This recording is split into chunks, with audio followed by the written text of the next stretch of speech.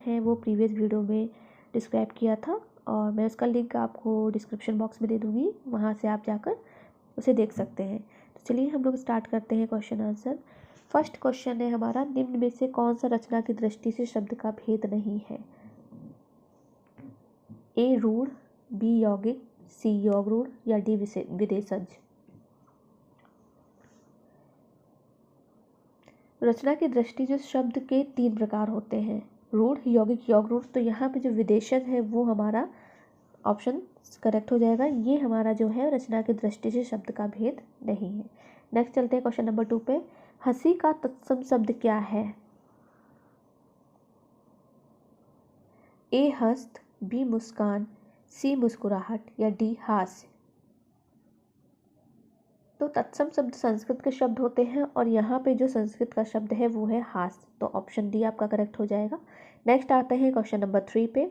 उत्पत्ति की दृष्टि से कौन सा शब्द का भेद नहीं है? ए तत्सम, बी तद्भव, सी देशज, डी तद्धित। तो उत्पत्ति के आधार पर शब्द के 5 भेद होते हैं, तत्सम, तद्भव, देशज, विदेशज और संकर।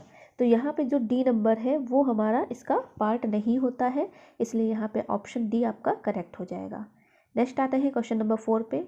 गोधूम का तद्भव है? ए गेहूँ, बी गोबर, सी गाय या डी गोधन। तो गोधूम जो है वो संस्कृत शब्द है, इसका हमें हिंदी यानी तद्भव बोलना है। तो हिंदी में हमें कौन सा वर्ड होगा? गोधूम का हिंदी वर्ड जो होता है या तद्भव वर्ड होता है वो होता है गेहूँ। तो ऑप्शन ए आपका करेक्ट हो जाएगा। नेक्स्ट आते हैं क्वेश्चन नंबर 5 पे।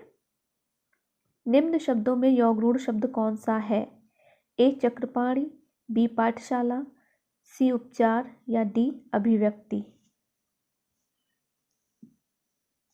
यहाँ पे जो यौगरूढ़ शब्द होते हैं वो ऐसे यौगिक होते हैं जो अपने सामान्य अर्थ को त्याग देते हैं और एक विशेष प्रकार के अर्थ को ग्रहण करते हैं, उनको हम लोग यौगरूढ़ कहते हैं। तो यहाँ पे क्या हो रहा है, चक्रपाणी जो है इसका मतलब होता है विष्णु, इसलिए हमारा ये ऑप्शन ए करेक्ट हो जाएगा। नेक्स्ट आते हैं क्वेश्चन नंबर 6 पे। निम्न में से कौन सा तत्सम शब्द है? तत्सम मतलब आपको संस्कृत का शब्द बताना है, कौन सा इसमें से तत्सम शब्द है? ए आम्र, बी आँख, सी आंसू या डी ईंट।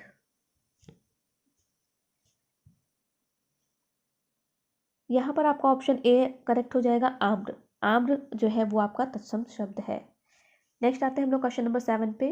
निम्न में से कौन सा तद्भव शब्द है? तद्भव मतलब हिंदी शब्द कौन सा है?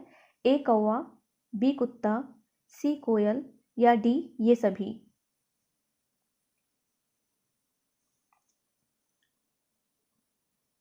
यहाँ पे ये तीनों ही तद्भव शब्द हैं, इसलिए यहाँ पे डी ऑप्शन करेक्ट हो जाएगा।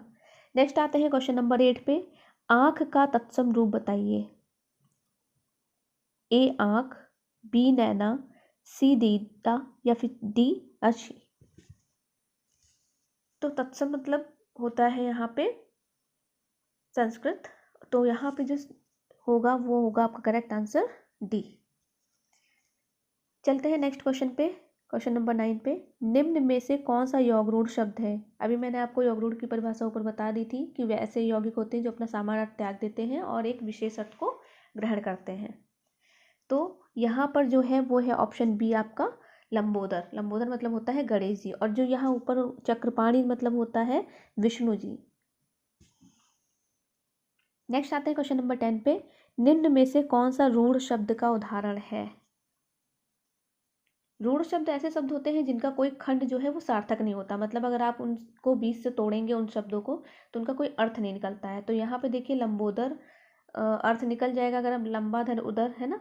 जल, जल को आप नहीं तोड़ सकते, अगर जल को आप तोड़ेंगे तो ये आपका कोई भी अर्थ नहीं निकलेगा इसका, इसलिए रूढ़ शब्द हमारे जो होगा वो ऑप्शन बी जल हो जाएगा। नेक्स्ट आते हैं क्वेश्चन 11 पर। निम्न में से कौन सा शब्द देशज नहीं है? तो देशज शब्द क्या होते हैं? जो स्थानीय बोली से हिंदी में शब्द प्रयोग किए जाते हैं उनको हम लोग देशज कहते हैं। तो यहाँ पे ढेबरी, बी पोखर, सी ढोर या फिर डी पुष्कर, कौन सा देशज शब्द नहीं है?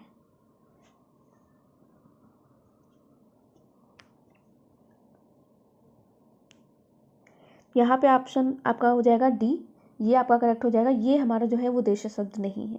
नेक्स्ट आते हैं क्वेश्चन नंबर 12 पे, निम्न में से कौन संकर शब्द है? ए खेत, बी निर्मम, सी रेलगाड़ी या डी विवाह। तो संकर शब्द क्या होते हैं? विदेशी तथा हिंदी भाषा को जो मिलाकर शब्द बनते हैं उन्हें हम लोग संकर शब्द कहते हैं। तो यहाँ पे जो संकर शब्द होगा वो हो जाएगा आपका रेलगाड़ी, यानी ऑप्शन सी आपका करेक्ट है।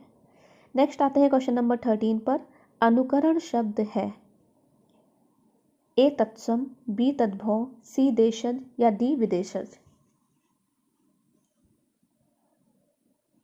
यहाँ पर अनुकरण जो होगा वो आपका हो जाएगा ऑप्शन ए करेक्ट हो जाएगा, तत्सम शब्द है। उत्पत्ति की दृष्टि से शब्दों का भेद में से कौन नहीं है? ए तत्सम, बी तद्भव, सी देशज या डी योगरूढ़। तो उत्पत्ति की दृष्टि से शब्दों के 5 भेद होते हैं, हम लोगों ने पढ़ाई ये पिछली उसमें। तो तत्सम, तद्भव, देशज ये होते हैं। यहाँ पे योगरूढ़ जो होगा वो आपका ऑप्शन हो जाएगा, ये हमारा जो होगा वो शब्दों का भेद नहीं होगा। नेक्स्ट आता है क्वेश्चन नंबर 15 पे, चेयरमैन शब्द है ए तत्सम, बी तद्भव, सी देशज या डी विदेशज। तो चेयरमैन यहाँ पे विदेशज हो जाएगा, ऑप्शन डी आपका करेक्ट हो जाएगा। आई होप आपको वीडियो समझ में आई होगी और आप इसे अच्छे से पढ़िए और मिलते हैं नेक्स्ट वीडियो में। Thank you for watching this video.